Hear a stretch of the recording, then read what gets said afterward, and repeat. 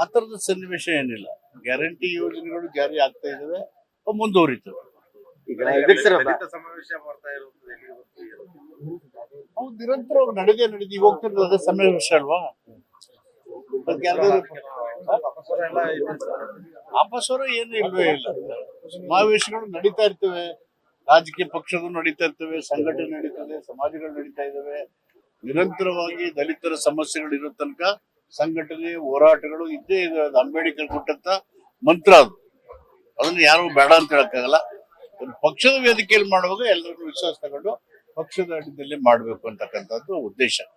ಪರಿಣಾಮಕಾರಿ. ಹೈಕಮಾಂಡ್ ಹೇಳಿದ್ರು ಕೂಡ ಇನ್ನೂ ತಣ್ಣಗಾಗಿಲ್ಲ ಅಂತ ಸರ್.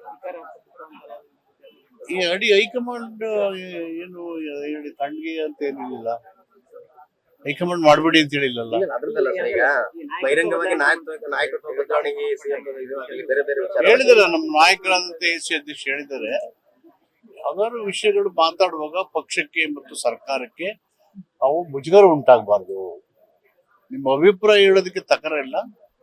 ಹೈಕಮಾಂಡ್ ಜೊತೆ ಬಂದು ಮಾತಾಡಿ, ನಿಮ್ ಸಮಸ್ಯೆಗಳು ತೊಂದರೆ ಇದ್ರೆ ಹೇಳಿ ಅಂತ ಹೇಳಿದ್ದಾರೆ. ಶಿಸ್ತನ್ನು ಕಾಪಾಡಿ.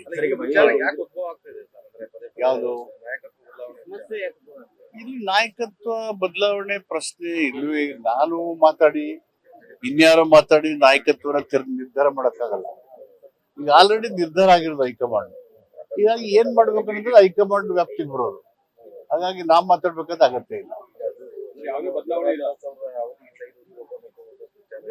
ಹಾಗೇನು ಮುಖ್ಯಮಂತ್ರಿ ಪದ ಅಥವಾ ಅಧಿಕಾರ ರೆಕಾರ್ಡ್ ಮುರಿತಾ ಇರೋದು. ಅವಕಾಶ ಸಿಕ್ತಾಗ ರಾಜ್ಯದ ಅಭಿವೃದ್ಧಿ ಮಾಡಬೇಕು, ಜನ ಹಿತ ಕಾಪಾಡಬೇಕು, ಸೂಕ್ಷ್ಮ ಸಮುದಾಯದ ರಕ್ಷಣೆ ಮತ್ತು ಅಭಿವೃದ್ಧಿ ಮಾಡ್ಕೊಳ್ಬೇಕು.